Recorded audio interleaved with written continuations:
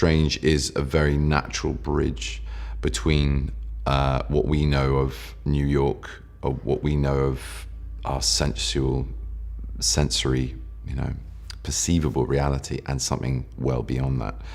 And so I think it's kind of right. It's kind of the right moment now for him to be the character that we now get introduced to open up that chapter of the Marvel Universe. I came at Doctor Strange and the comics of Doctor Strange through people being interested in me for the role in the film. And I found him incredibly arrogant, brilliant, sort of extraordinary, and with the potential to be incredibly hokey, because it was very much a comic of its era, like they always are.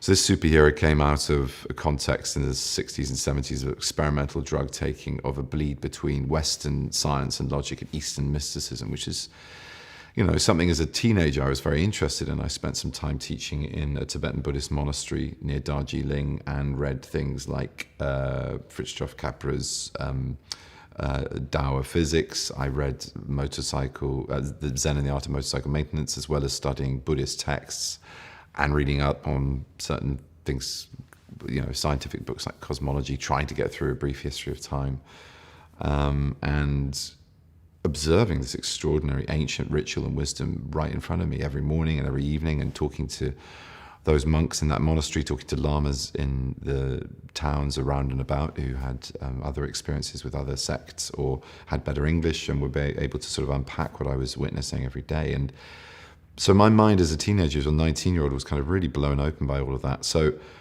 it immediately made sense to me, this material. He is arrogant to the point of being unlikable, but yet somehow you should still like him.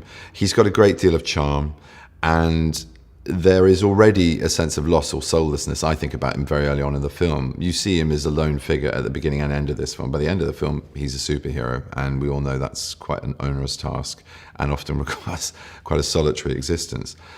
There aren't too many people you can, pillow talk with or, form meaningful relationships when your responsibilities are always other and elsewhere.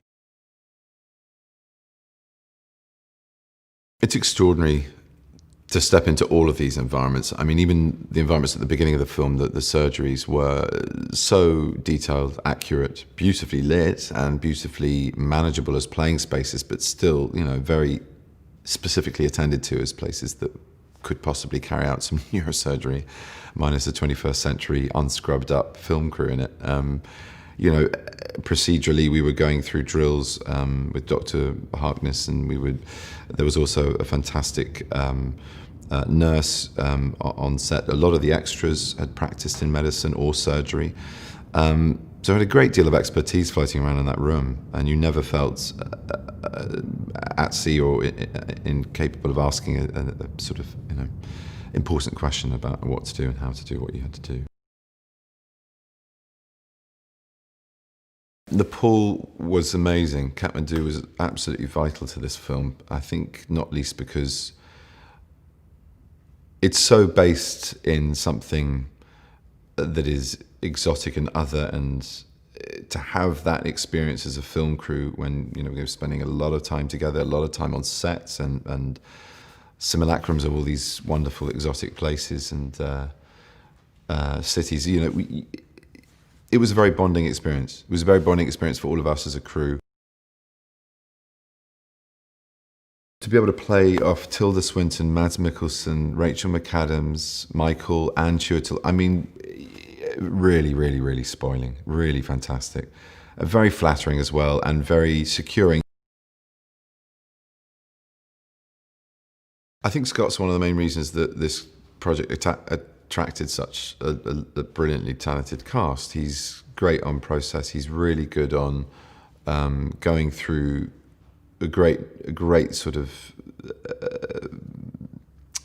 volume of detail about characterization. You really feel very safe in his hands about who you're playing and why you're playing what you're playing.